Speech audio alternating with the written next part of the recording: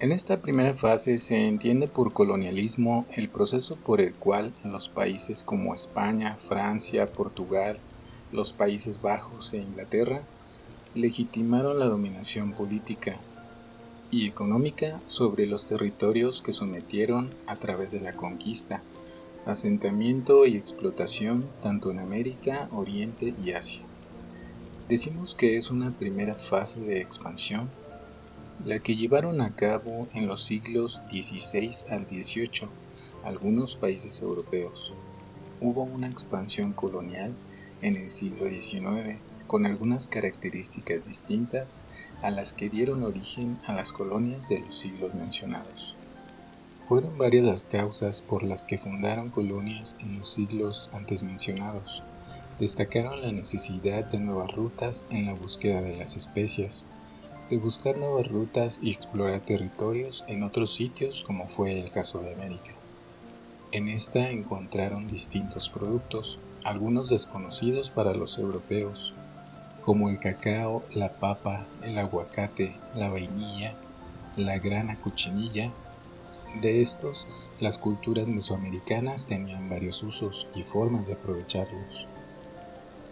Las metrópolis establecían formas de gobierno según sus propias necesidades e intereses. Recuerda que en México, en el periodo novohispano o colonial, había un virrey que representaba al rey de España, y las autoridades eran nombradas por los peninsulares. Entre las prioridades de la corona española en América, por ejemplo, estaba el obtener metales, oro y plata. Se hicieron exploraciones hasta localizar minas tan ricas como las que había en el actual estado de Guanajuato, Zacatecas y Guerrero. La explotación de diferentes productos en las colonias que fundaban los europeos en el periodo mencionado les aportaba riqueza, prestigio y poder. Entre ellos hubo disputas por lograr posesionarse de nuevas tierras y evitar que se las quitaran otros países. Las poblaciones en las que establecían colonias eran sojuzgadas y se evitaba que se levantaran contra sus conquistadores. Por eso había presencia de soldados y en general se evitaba que la población autóctona tuviera acceso a las armas.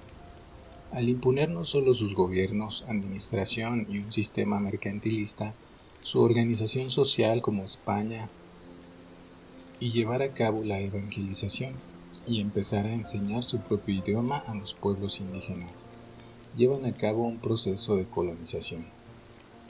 Hubo distintos tipos de establecimientos, colonias de explotación, con escasa población europea. En general se buscaba obtener materias primas. Colonias de poblamiento, con numerosa población europea, la cual llegaba a los nuevos territorios llevando sus métodos de agricultura y ganado.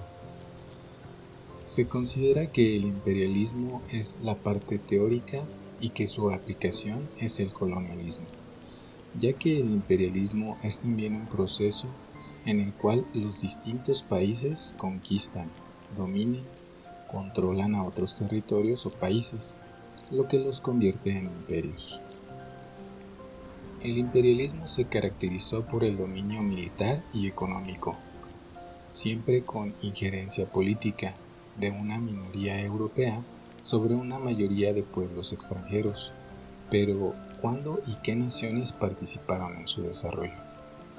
Entre 1870 y 1914, naciones europeas como Inglaterra, Francia y Rusia conformaron grandes imperios. En menos de 70 años, los europeos dominaron más territorios que en siglos anteriores. Antes de 1870, más de la mitad de la superficie terrestre permanecía inexplorada, pero después de esa década y sobre todo para principios del siglo XX, ya se había explorado gran parte del planeta y de alguna manera lo dominaban. El tipo de imperios establecidos también se caracterizaron por ser muy competitivos, pues el poder se medía tanto por las dimensiones geográficas como por la cantidad de gente sometida y el volumen de negocios realizados entre las posesiones y su metrópoli. El siguiente es un fragmento de un libro de historia elaborado por europeos. A lo largo de la primera mitad del siglo XIX, el continente europeo ha recuperado su ritmo normal de vida. La presencia europea se va afirmando en el resto del mundo. Es la etapa de las grandes exploraciones geográficas, en las que la aventura romántica juega un papel importante. El deseo de conocer tierras hasta entonces inexploradas, contribuyendo con ello al progreso de la ciencia, es un factor de la primera categoría en este proceso. Pero junto a él se pueden observar ya otras tendencias y deseos de orden económico y social o político. Junto a estas consideraciones, todas ellas con un sentido eminentemente práctico, actúan motivos de más difícil consideración. El hombre europeo orgulloso y superior se siente llamado a una misión civilizadora de la que se cree responsable históricamente, considerando a otras razas y pueblos como menores de edad y necesitados, por tanto, de tutela y protección. Se lanzan a llevarles todo lo que de importancia hay en su mundo: la lengua, la cultura, la mentalidad, la ideología y la religión. En el fondo de todo ello hay que advertir un impulso técnico europeo, derivado de la Segunda Revolución Industrial. La modernización de los armamentos permite expediciones militares que acaban en ocupación. Las potencias europeas. La hegemonía inglesa fue la primera en generarse, marcada por la crisis del antiguo colonialismo, debido a la pérdida de las colonias americanas de Inglaterra y España, la desaparición de las doctrinas económicas mercantilistas y la lucha por la abolición de la esclavitud. Desde que comenzó el siglo XIX y para apoyar su industrialización, los británicos convirtieron a sus colonias en centros proveedores de materia prima y en consumidoras de mercancías. Al incrementarse el comercio en ellas, la población creció. Se organizaron gobiernos favorables a los intereses de los ingleses, se mejoraron las vías de comunicación y se organizó una fuerza armada capaz de salvaguardar la seguridad de las flotas de Inglaterra. Asimismo, con el fin de asegurar el dominio, se introdujo y produjo la cultura anglosajona. Muchos ingleses se hicieron de un capital considerable e invirtieron en nueva tecnología para hacer más eficiente el proceso de producción. Pronto las posesiones del imperio comenzaron a llenarse de almacenes, hoteles y centros de recreación. No era raro que las cartas, como la siguiente, de un expedicionario inglés a un amigo, circularan en Londres. He viajado por los dominios británicos del Caribe. En Jamaica, Barbados y otras pequeñas islas, he visto cómo obtenemos azúcar. Al norte, en Canadá, contamos con un territorio desde que vencimos a Francia, pero desde luego nuestro más apreciado territorio es la India, desde donde te envío esta carta. Los británicos poseían Nueva Gales del Sur en Australia, Trinidad y Tobago en el Caribe, el Cabo en África y Singapur y Hong Kong en el lejano Oriente. También tenían el monopolio de la industria textil y siderúrgica. Inglaterra exportaba hilos de algodón, máquinas y capital británico para crear nuevas empresas. Londres se convirtió en el mayor centro financiero, bancario y comercial del mundo hasta 1870. Sus graneros estaban en Chicago, sus bosques en Canadá, sus granjas de ovejas en Australia, sus minas de oro en California y Perú. El té le llegaba de China y el café de las plantaciones de las Indias Orientales. Por su parte, las sociedades geográficas contribuían con sus publicaciones a la propagación de las ideas imperialistas, justificadas moralmente en el nombre del desarrollo de la ciencia. Las potencias europeas se repartían el mundo y difundían la pureza de la sangre aria y el culto al hombre blanco como promotor de la civilización. Así como Napoleón trasladó piezas egipcias de singular valor hasta París, los exploradores ingleses se encargaron de engrosar colecciones particulares para los museos. Tal fue el caso del Museo Británico de Londres. Sometían por la fuerza o provocaban que grupos opositores se levantaran contra el gobierno de su país. Les daban armas y luego los presionaban para que, una vez en el poder, las empresas extranjeras siguieran explotando los recursos naturales o a los trabajadores. Si la venta de sus productos no se podía dar dentro del continente, los gobiernos y los empresarios europeos debían buscar nuevos mercados para colocarlos o manufacturar artículos en lugares donde los trabajadores no exigieran ni mejores salarios ni condiciones más justas. Esas fueron las razones de peso para que muchas compañías se disputaran los mercados y sus dueños buscaran la lealtad de los líderes locales a cambio de beneficios. Esta situación, que parece lejana en el tiempo, aún tiene semejanza con nuestro entorno. Pueden establecer una comparación con esta situación de explotación. No solo el avance en los medios de transporte, como el ferrocarril y los barcos, permitieron el expansionismo de los ingleses. Nuevas armas, rifles con cámara, la ametralladora Gatling dieron ventaja en las batallas contra las poblaciones a las que querían dominar. Los ingleses reclutaban aliados locales que incorporaban sus tropas. Así lo hicieron con sudaneses y egipcios, ya sea prometiéndoles algún cargo en el gobierno del país por dominar, sobornándolos con productos y mercancías traídas de Europa. Conforme el siglo XIX corrió, Inglaterra comenzó a perder su hegemonía al compartir su poderío con otras naciones, como Francia. Aunque ésta tenía presencia en el Caribe, se proyectó principalmente en Asia y África. A lo largo de ese siglo, Rusia, gobernada por los zares, también expandió sus dominios.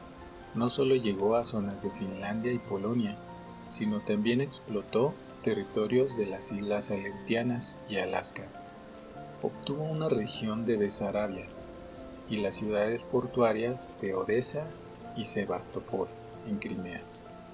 El dominio ruso se amplió hacia el sur tras ocupar Turquestán, Samarcanda, Bujara y Merv. Por si su dominio territorial no bastara, los rusos hicieron todo lo posible porque el ferrocarril transiberiano pudiera pasar por Manchuria para extender su dominio comercial sobre el continente asiático. Hacia la segunda mitad del siglo XIX, la necesidad de competir por territorios y formar imperios dio paso a la conformación de nuevas naciones europeas, en especial Italia y Alemania. Ambas lo hicieron al unificarse varios estados pequeños.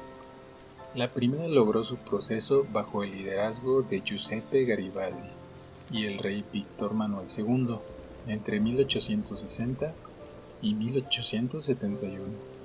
La segunda durante el mismo periodo por Prusia, el Kaiser Guillermo II y su primer ministro Bismarck a la cabeza. En general, los países europeos impulsaban su expansión no solo por la búsqueda de materias primas, sino además para mantener los niveles de desarrollo económico que, según los teóricos del sistema capitalista, podían beneficiar a la población. Sin embargo, la realidad era otra. Dentro del continente europeo, los trabajadores intentaban acabar con las largas jornadas laborales, las pocas prestaciones, los bajos salarios, las malas condiciones de los centros laborales, así como el trabajo infantil y de las mujeres embarazadas que debían desarrollar labores pesadas. Las potencias fuera de Europa. La agresiva expansión de las naciones europeas alertó a dos naciones fuera del continente, Japón y Estados Unidos en América. El primero, bajo los Meiji, emprendió no solo su modernización y apertura hacia lo occidental, sino su propia expansión territorial y comercial. De diversas maneras aseguró su presencia en Corea, Formosa y China. Al principio del siglo XX, Japón era un imperio más en el escenario internacional y para consolidar su poder debía mantener su rebanada del pastel y procurar tener más. El expansionismo estadounidense tuvo características particulares, que se remontan al siglo XVI. Desde su llegada al continente americano, los colonos ocuparon las tierras ociosas y poco pobladas, sin considerar la presencia y cultura de la población indígena. Para ellos poblar era gobernar. Ya independizados de Inglaterra, los colonos comenzaron a expandirse hacia el oeste, compraron posesiones a ingleses y franceses, arrebataron territorio continental a españoles y mexicanos y anexaron a Texas, después de la independencia de México. Prácticamente los norteamericanos mantuvieron un aislamiento de los asuntos internacionales, lo que permitió que se concentraran en sus asuntos, alejados de las tensiones y conflictos que se daban en Europa. Tras la Guerra Civil de 1861, los estadounidenses conformaron una federación. El país tendió a la industrialización, la explotación de los recursos naturales, la mecanización del trabajo del campo, el incremento de ciudades, comercios y almacenes, y surgió como una nación poderosa. Guiados por la ideología del destino manifiesto y conociendo los intereses de España, Francia, Gran Bretaña y Rusia sobre los territorios del continente americano, los estadounidenses erigieron la doctrina Monroe, cuyo contenido se resume en la frase «América para los americanos». La doctrina Monroe fue una corriente política que surgió durante la presencia de James Monroe en 1823. En un principio, la doctrina sirvió para afirmar la independencia de Estados Unidos de América, de las naciones europeas y para justificar su política de aislamiento con respecto a las guerras entre las potencias durante el siglo XIX. También significó, en su momento, una forma de protección ante posibles invasiones al continente. Sin embargo, conforme Estados Unidos de América se fue consolidando como una potencia, la doctrina adquirió un nuevo significado, el derecho a intervenir en la política de otros países americanos. Otras manifestaciones del poderío imperial. Los líderes de los gobiernos europeos se disputaban el mundo como si se tratara de un gran pastel. Cada quien quería su rebanada y para ello justificaban el dominio fuera de sus fronteras, ya sea con ideologías o con proyectos de modernización que llamaban civilizatorios. Cuando alguien se resistía a su dominio, los gobiernos europeos, con el pretexto de proteger sus inversiones, enviaban a tropas que les aseguraban su permanencia. La Guerra del Opio. Para iniciar el siglo XIX, la dinastía Manchú gobernaba un extenso territorio chino, desde el río Amur al norte hasta Birmania e Indochina del sur, desde el Océano Pacífico hasta Mongolia y el Tíbet. Los chinos pensaban que eran el centro del mundo y que los demás, sobre todo los europeos, eran bárbaros. Por lo tanto, China no se había interesado en Occidente y no quería trato con los europeos. Sin embargo, la dinastía Manchú estaba debilitada. La población campesina había sufrido pérdidas de cosechas. La población crecía, pero también la pobreza. Los gobernantes venían enfrentando rebeliones, no solo por la crisis económica, sino por la corrupción de los dirigentes. No obstante, estos levantamientos eran suprimidos. El descontento estaba latente. En 1804, los gobernantes chinos tenían problemas internos, rebeliones, presencia de personas de otras religiones, como los musulmanes, mucha pobreza y un ejército mal armado. Los europeos habían venido intentando tener tratos comerciales. Habían mandado representantes diplomáticos para proponerlos, pero habían pasado meses sin que se dieran respuestas favorables. Los manchúes decidieron pedir algunos tratos. Los chinos vendían seda y porcelana y pedían que se les pagara con oro y plata.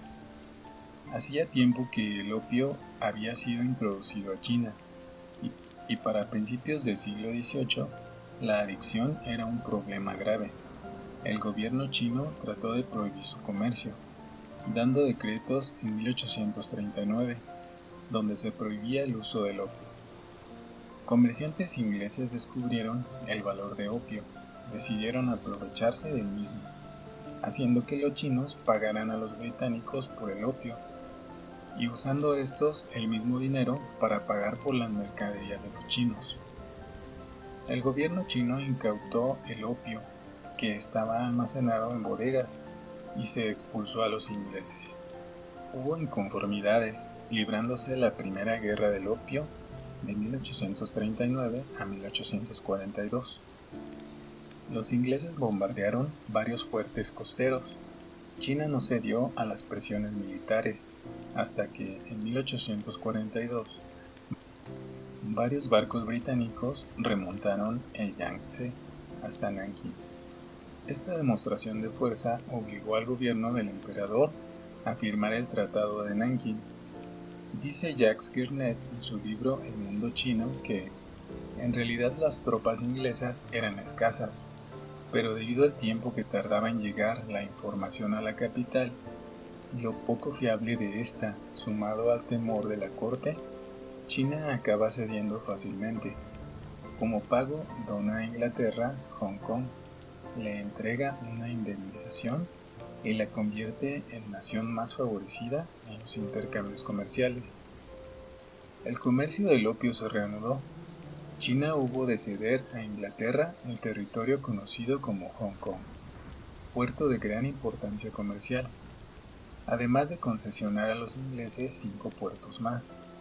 A partir de la paz de Nankín, los asentamientos ingleses comenzaron a crecer y desde 1844 los chinos se vieron obligados a permitir el ingreso de misiones protestantes y católicas, que no solo introdujeron nuevas prácticas religiosas, sino que también fundaron escuelas y hospitales e impusieron otro idioma. Los ingleses también abrieron talleres y fábricas textiles, donde frecuentemente trabajaban niños cuyos padres se habían aficionado al opio y debían dinero a los vendedores de la droga. Así daba comienzo la occidentalización de China. Poco a poco China perdió el dominio sobre los productos y terrenos que fue concesionando bajo la presión europea.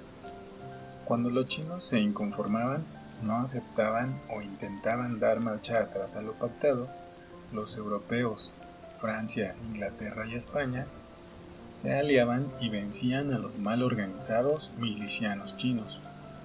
Ante la negativa del gobierno chino de ceder a las presiones de los ingleses para obtener más trato preferencial, que se legalizara el comercio del opio, permitir que su embajador residiera en Pekín, entre otras demandas que los ingleses seguían saltándose por las prohibiciones.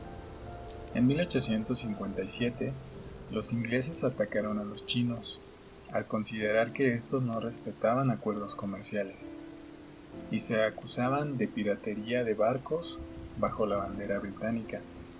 Dio inicio la llamada Segunda Guerra del Opio, que se prolongó hasta 1860. Los ingleses lograron que los franceses se aliaran con ellos. En el mes de octubre de 1860 se celebró la Convención de Pekín.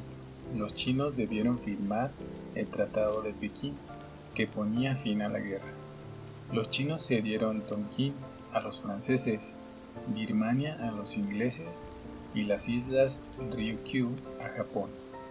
Durante la guerra chino-japonesa, los chinos perdieron Formosa y en 1895 China debió reconocer, bajo presión europea, la independencia de Corea. Además, los alemanes obtuvieron concesiones para la construcción del ferrocarril. China siempre estaba en desventaja en los tratos. Los obreros chinos eran maltratados por los europeos, quienes a veces no les pagaban. También había problemas para comunicarse, ya que en China se hablaban muchos dialectos. La inconformidad de la población no se hizo esperar. Algunos chinos cuestionaban al gobierno, Otros estaban en contra de la occidentalización y agredían a los misioneros y profesores extranjeros. Así se desarrolló la xenofobia en China, que derivó en una rebelión de los boxers o golpeadores virtuosos en 1900. Los boxers atentaron contra las propiedades de los comerciantes extranjeros, destruyeron casas, fábricas, almacenes, escuelas y misiones. Los europeos se aliaron y vencieron a los rebeldes. Los intelectuales chinos se dieron cuenta de que la única forma para detener la penetración occidental en el país sería derrocar a los gobernantes y comenzar a promover un movimiento nacionalista de liberación. En 1905 se fundó Kuomintang, o Partido Nacionalista del Pueblo, cuyo lema era nacionalismo, democracia y reforma social. Su líder, Sun Yat-sen, propuso la limitación a la acción extranjera en China y comenzó la guerra contra los europeos. Guerra hispanoamericana. Después de expandirse hacia el oeste y el sur, los estadounidenses abandonaron su política aislacionista, consolidaron su poderío en el continente y comenzaron una política más activa a nivel mundial. La doctrina del destino manifiesto siguió siendo su principio rector y la Monroe su pretexto para intervenir en el continente americano. Estados Unidos de América no había participado en el reparto de África y Asia, por lo que su mira estaba puesta en el Pacífico y en el Caribe. Con esa meta le disputó a los españoles sus últimas posesiones en el Pacífico Sur y en el Caribe, ambas zonas estratégicas para el comercio y la obtención de recursos naturales que explotar. El conflicto comenzó de manera premeditada por los estadounidenses. El triunfo sobre España fue rápido y la ocupación de Filipinas una realidad. El presidente McKinley señalaba: Estados Unidos tiene el deber de educar a los filipinos y hacer que progresen y que se cristianicen. Usaron la fuerza durante 3 años y llevaron un ejército de 60,000 marines. Se anexaron también la isla de Guam, ubicada en el Pacífico Occidental. La guerra en realidad se peleó en Cuba. Los cubanos, deseosos de liberarse del dominio español, habían comenzado su lucha desde 1868. Los cubanos hicieron varios intentos para lograrlo, destacando el liderazgo de José Martí y Antonio Maceo. La independencia no había prosperado, pero España vivía una gran crisis política, por lo que era el momento idóneo para la anunciada intervención. Los estadounidenses sostuvieron el movimiento de liberación y ello les creó tensiones con España, ya que los americanos tenían diversos intereses, como el azúcar cubana, y sus comerciantes presionaban al gobierno norteamericano para intervenir. Representantes estadounidenses tuvieron pláticas en la capital española para presionar al gobierno.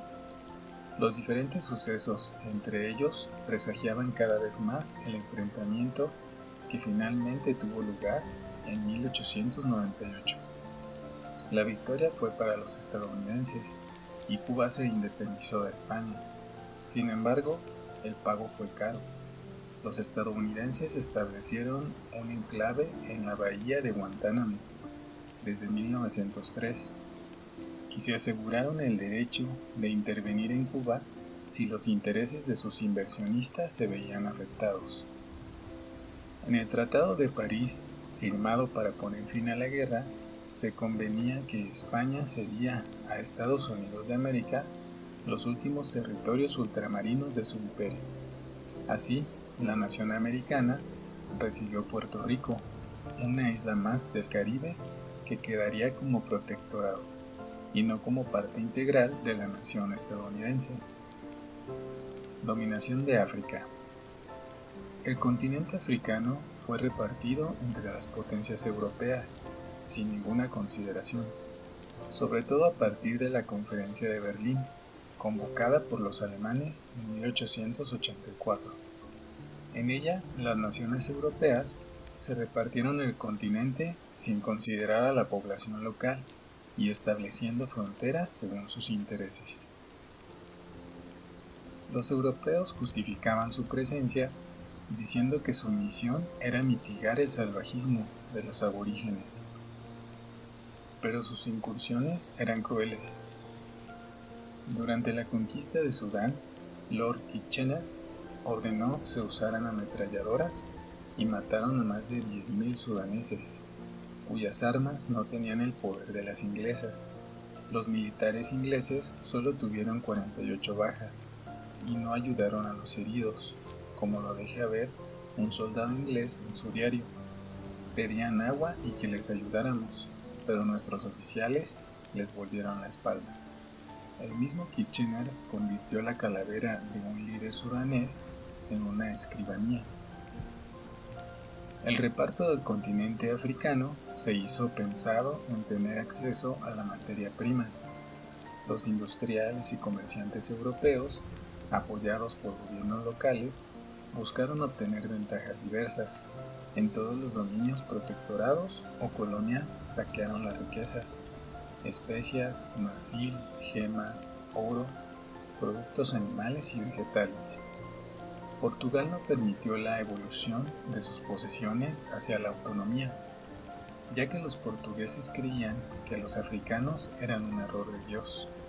Su política de asimilación constituía, según ellos, un esfuerzo por corregirlo. Francia intentó asimilar lo africano, convirtiendo sus zonas de influencia en partes integrales de su nación. Sin embargo, nunca planteó la posibilidad de que los africanos dirigieran sus propios asuntos. La política belga, por su parte, consistió en eliminar el descontento por la fuerza. Los belgas otorgaron oportunidades económicas a líderes rebeldes o con cierta autoridad entre las tribus para evitar sublevaciones. Alemania solo se preocupó por los diamantes y minerales que pudo obtener de su zona africana, mientras que Holanda estableció en su territorio el apartheid, o sistema de segregación de la población negra con respecto de la blanca.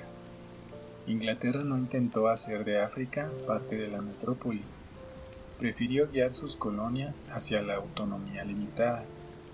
En el reparto de África surgieron nuevos actores que se oponían al dominio inglés. Esto fue un factor que llevó a la posterior decadencia del predominio inglés. El imperialismo europeo ocasionó en un alto grado la dependencia tecnológica del continente africano e impidió la formación de una conciencia nacional.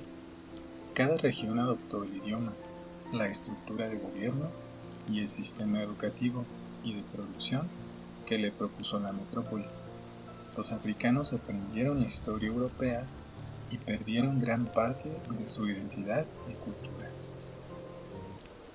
Se considera que el imperialismo es la parte teórica y que su aplicación es el colonialismo, ya que el imperialismo es también un proceso en el cual los distintos países conquistan, dominan, controlan a otros territorios o países, lo que los convierte en imperios.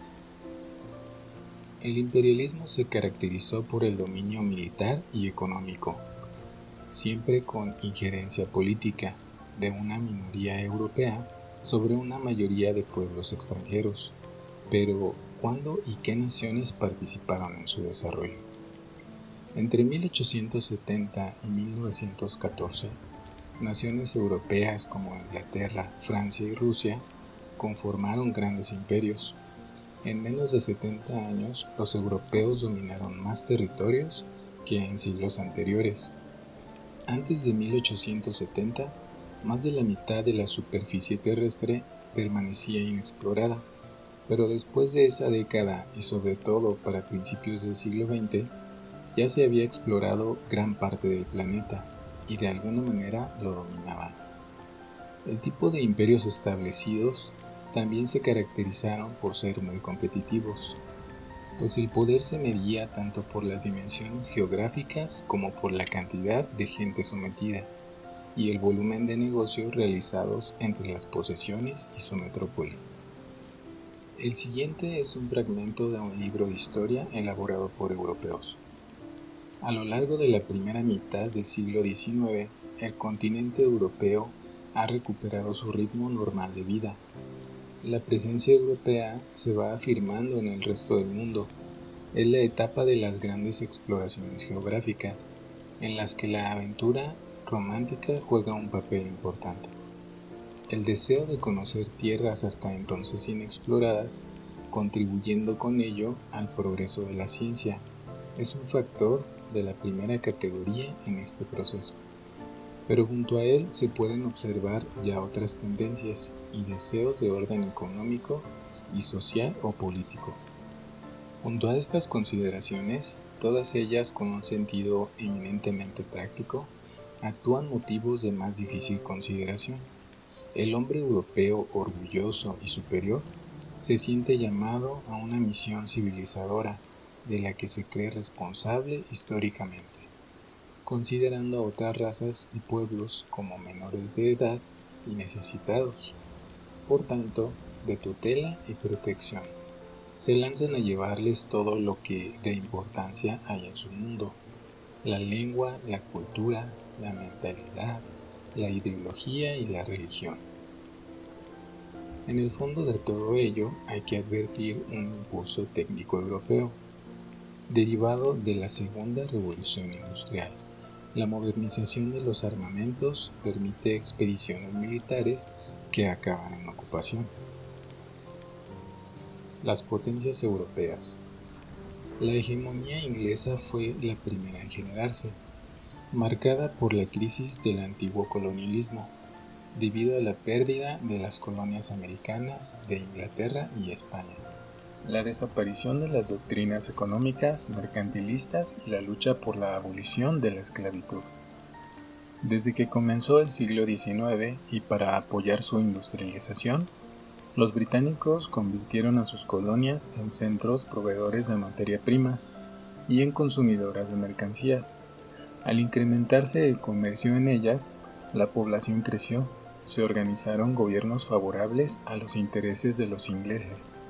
Se mejoraron las vías de comunicación y se organizó una fuerza armada capaz de salvaguardar la seguridad de las flotas de Inglaterra. Asimismo, con el fin de asegurar el dominio, se introdujo y produjo la cultura anglosajona.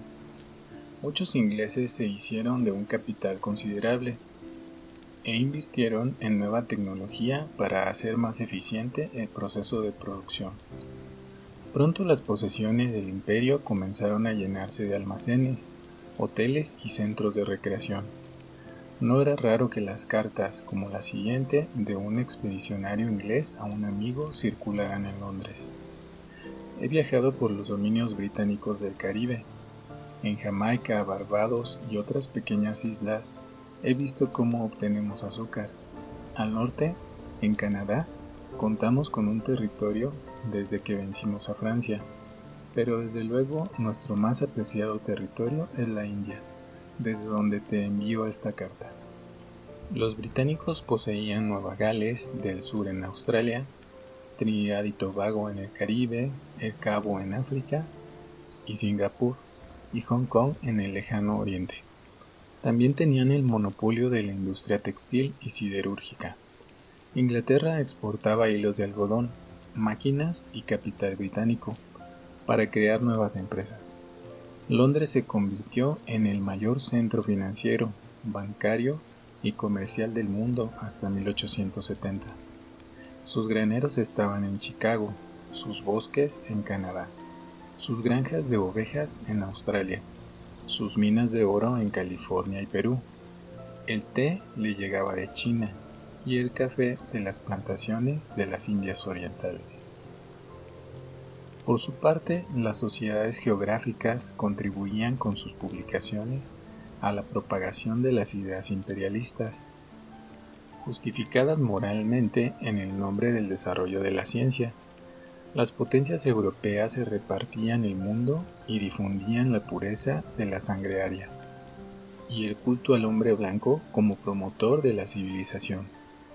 Así como Napoleón trasladó piezas egipcias de singular valor hasta París, los exploradores ingleses se encargaron de engrosar colecciones particulares para los museos. Tal fue el caso del Museo Británico de Londres. Sometían por la fuerza o provocaban que grupos opositores se levantaran contra el gobierno de su país. Les daban armas y luego los presionaban para que, una vez en el poder, las empresas extranjeras siguieran explotando los recursos naturales o a los trabajadores.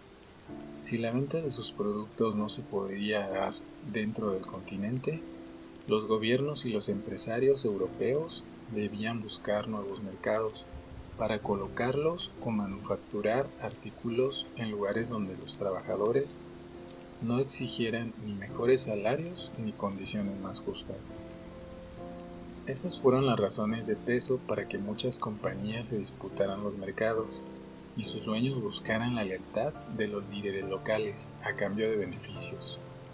Esta situación, que parece lejana en el tiempo, aún tiene semejanza con nuestro entorno. Pueden establecer una comparación con esta situación de explotación. No solo el avance en los medios de transporte, como el ferrocarril y los barcos, permitieron el expansionismo de los ingleses. Nuevas armas, rifles con cámara, la ametralladora Gatling, dieron ventaja en las batallas contra las poblaciones a las que querían dominar. Los ingleses reclutaban aliados locales que incorporaban sus tropas. Así lo hicieron con sudaneses y egipcios, ya sea prometiéndoles algún cargo en el gobierno del país por dominar, sobornándolos con productos y mercancías traídas de Europa. Conforme el siglo XIX corrió, Inglaterra comenzó a perder su hegemonía al compartir su poderío con otras naciones, como Francia. Aunque ésta tenía presencia en el Caribe, se proyectó principalmente en Asia y África. A lo largo de ese siglo, Rusia, gobernada por los zares, también expandió sus dominios. No solo llegó a zonas de Finlandia y Polonia, sino también explotó territorios de las islas Aleutianas y Alaska. Obtuvo una región de Besarabia y las ciudades portuarias de Odesa y Sebastopol, en Crimea. El dominio ruso se amplió hacia el sur tras ocupar Turquestán, Samarcanda, Bujara y Merv. Por si su dominio territorial no bastara, los rusos hicieron todo lo posible porque el ferrocarril transiberiano pudiera pasar por Manchuria para extender su dominio comercial sobre el continente asiático. Hacia la segunda mitad del siglo XIX, la necesidad de competir por territorios y formar imperios dio paso a la conformación de nuevas naciones europeas, en especial Italia y Alemania. Ambas lo hicieron al unificarse varios estados pequeños. La primera logró su proceso bajo el liderazgo de Giuseppe Garibaldi y el rey Víctor Manuel II entre 1860 y 1871. La segunda durante el mismo periodo por Prusia, el Kaiser Guillermo II y su primer ministro Bismarck a la cabeza. En general, los países europeos impulsaban su expansión no solo por la búsqueda de materias primas, sino además para mantener los niveles de desarrollo económico que, según los teóricos del sistema capitalista, podían beneficiar a la población. Sin embargo, la realidad era otra.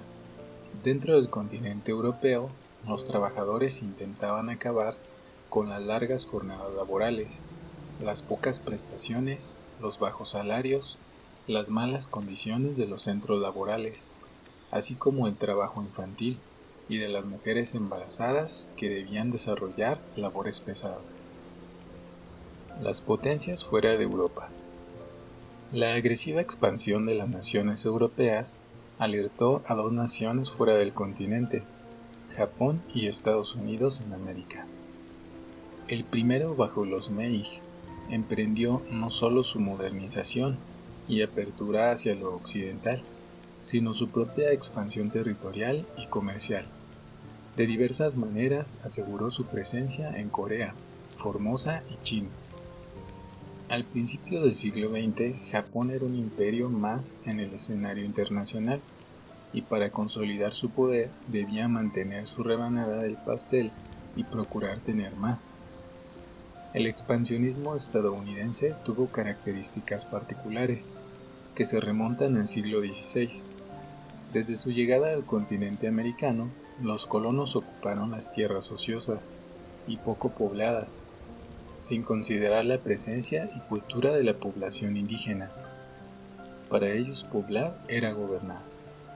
Ya independizados de Inglaterra, los colonos comenzaron a expandirse hacia el oeste, compraron posesiones a ingleses y franceses, arrebataron territorio continental a españoles y mexicanos y anexaron a Texas, después de la independencia de México. Prácticamente los norteamericanos mantuvieron un aislamiento de los asuntos internacionales, lo que permitió que se concentraran en sus asuntos, alejados de las tensiones y conflictos que se daban en Europa. Tras la Guerra Civil de 1861, los estadounidenses conformaron una federación. El país tendió a la industrialización, la explotación de los recursos naturales, la mecanización del trabajo del campo, el incremento de ciudades, comercios y almacenes, y surgió como una nación poderosa. Guiados por la ideología del destino manifiesto y conociendo los intereses de España, Francia, Gran Bretaña y Rusia sobre los territorios del continente americano, los estadounidenses erigieron la doctrina Monroe, cuyo contenido se resume en la frase "América para los americanos". La doctrina Monroe fue una corriente política que surgió durante la presencia de James Monroe en 1823.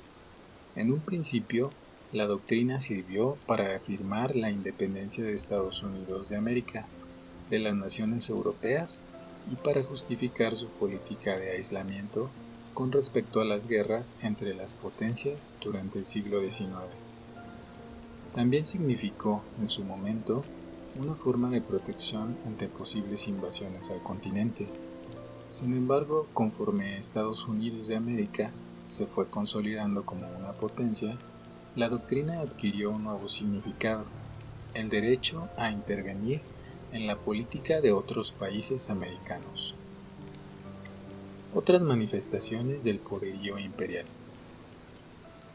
Los líderes de los gobiernos europeos se disputaban el mundo como si se tratara de un gran pastel. Cada quien quería su rebanada, y para ello justificaban el dominio fuera de sus fronteras, ya sea con ideologías o con proyectos de modernización que llamaban civilizatorios. Cuando alguien se resistía a su dominio, los gobiernos europeos, con el pretexto de proteger sus inversiones, enviaban a tropas que les aseguraban su permanencia. La Guerra del Opio. Para iniciar el siglo XIX, la dinastía Manchú gobernaba un extenso territorio chino, desde el río Amur al norte hasta Birmania e Indochina del sur, desde el Océano Pacífico hasta Mongolia y el Tíbet. Los chinos pensaban que eran el centro del mundo y que los demás, sobre todo los europeos, eran bárbaros. Por lo tanto, China no se había interesado en Occidente y no quería trato con los europeos. Sin embargo, la dinastía Manchú estaba debilitada. La población campesina había sufrido pérdidas de cosechas. La población crecía, pero también la pobreza. Los gobernantes venían enfrentando rebeliones, no solo por la crisis económica, sino por la corrupción de los dirigentes. No obstante, estos levantamientos eran suprimidos. El descontento estaba latente. En 1804, los gobernantes chinos tenían problemas internos, rebeliones, presencia de personas de otras religiones, como los musulmanes, mucha pobreza y un ejército mal armado. Los europeos habían venido intentando tener tratos comerciales. habían mandado representantes diplomáticos para proponerlos, pero habían pasado meses sin que se dieran respuestas favorables. Los manchúes decidieron pedir algunos tratos. Los chinos vendían seda y porcelana y pedían que se les pagara con oro y plata. Hacía tiempo que el opio había sido introducido a China y para principios del siglo XVIII la adicción era un problema grave. El gobierno chino trató de prohibir su comercio, dando decretos en 1839, donde se prohibía el uso del opio. Comerciantes ingleses descubrieron el valor de opio, decidieron aprovecharse del mismo, haciendo que los chinos pagaran a los británicos por el opio, y usando estos el mismo dinero para pagar por las mercaderías de los chinos. El gobierno chino incautó el opio que estaba almacenado en bodegas y se expulsó a los ingleses. Hubo inconformidades, librándose la Primera Guerra del Opio de 1839 a 1842. Los ingleses bombardearon varios fuertes costeros. China no cedió a las presiones militares hasta que en 1842 varios barcos británicos remontaron el Yangtze hasta Nankín. Esta demostración de fuerza obligó al gobierno del emperador a firmar el Tratado de Nankín. Dice Jacques Girnet en su libro El mundo chino que, en realidad, las tropas inglesas eran escasas, pero debido al tiempo que tardaba en llegar la información a la capital y lo poco fiable de esta, sumado al temor de la corte, China acaba cediendo fácilmente. Como pago, dona a Inglaterra Hong Kong, le entrega una indemnización y la convierte en nación más favorecida en los intercambios comerciales. El comercio del opio se reanudó. China hubo de ceder a Inglaterra el territorio conocido como Hong Kong, puerto de gran importancia comercial, además de concesionar a los ingleses 5 puertos más. A partir de la paz de Nankín, los asentamientos ingleses comenzaron a crecer y desde 1844 los chinos se vieron obligados a permitir el ingreso de misiones protestantes y católicas, que no solo introdujeron nuevas prácticas religiosas, sino que también fundaron escuelas y hospitales e impusieron otro idioma. Los ingleses también abrieron talleres y fábricas textiles, donde frecuentemente trabajaban niños cuyos padres se habían aficionado al opio y debían dinero a los vendedores de la droga. Así daba comienzo la occidentalización de China. Poco a poco China perdió el dominio sobre los productos y terrenos que fue concesionando bajo la presión europea. Cuando los chinos se inconformaban, no aceptaban o intentaban dar marcha atrás a lo pactado, los europeos, Francia, Inglaterra y España, se aliaban y vencían a los mal organizados milicianos chinos. Ante la negativa del gobierno chino de ceder a las presiones de los ingleses para obtener más trato preferencial, que se legalizara el comercio del opio, permitir que su embajador residiera en Pekín, entre otras demandas que los ingleses seguían saltándose por las prohibiciones. En 1857, los ingleses atacaron a los chinos, al considerar que estos no respetaban acuerdos comerciales, y se acusaban de piratería de barcos bajo la bandera británica. Dio inicio la llamada Segunda Guerra del Opio, que se prolongó hasta 1860. Los ingleses lograron que los franceses se aliaran con ellos. En el mes de octubre de 1860 se celebró la Convención de Pekín. Los chinos debieron firmar el Tratado de Pekín, que ponía fin a la guerra. Los chinos cedieron Tonkin a los franceses, Birmania a los ingleses y las islas Ryukyu a Japón. Durante la guerra chino-japonesa, los chinos perdieron Formosa y en 1895 China debió reconocer, bajo presión europea, la independencia de Corea. Además, los alemanes obtuvieron concesiones para la construcción del ferrocarril. China siempre estaba en desventaja en los tratos.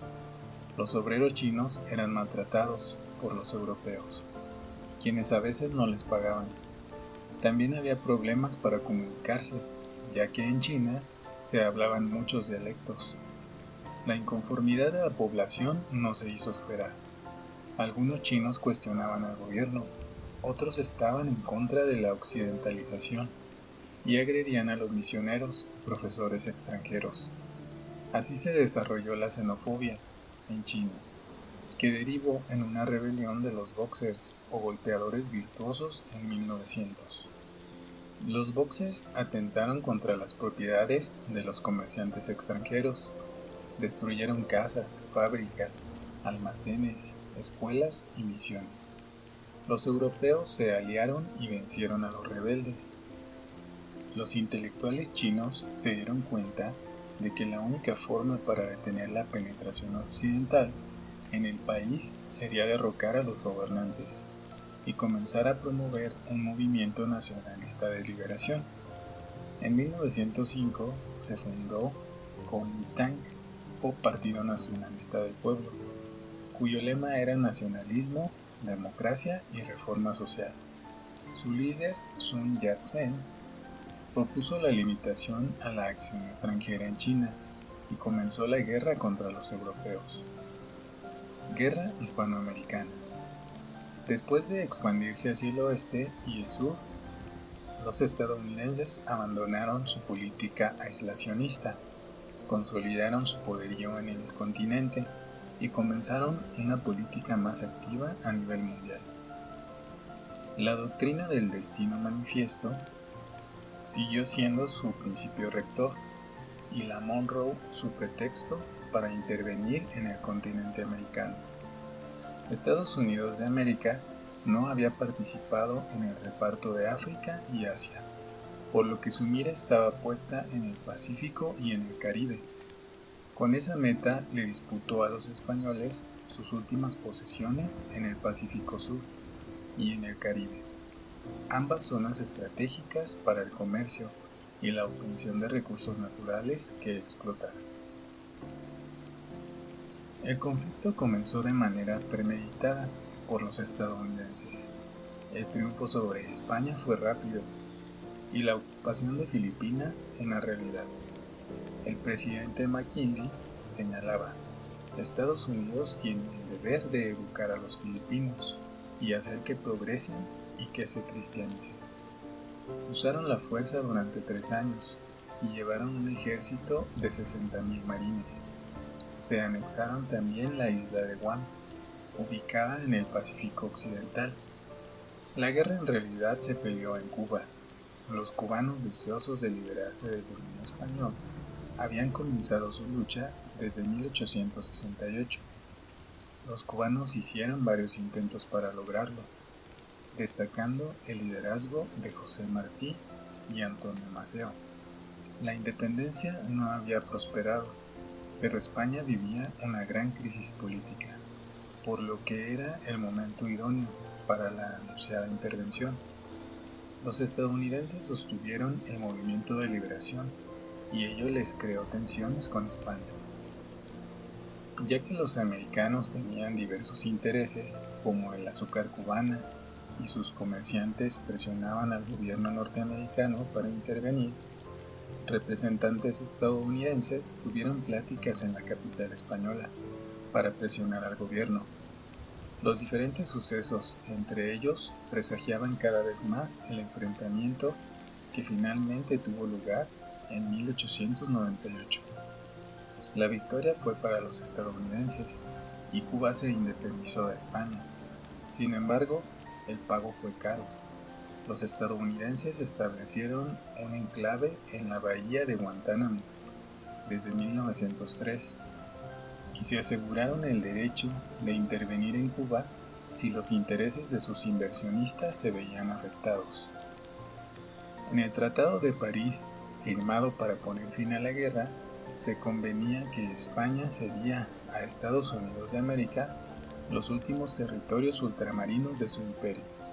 Así, la nación americana recibió Puerto Rico, una isla más del Caribe que quedaría como protectorado, y no como parte integral de la nación estadounidense.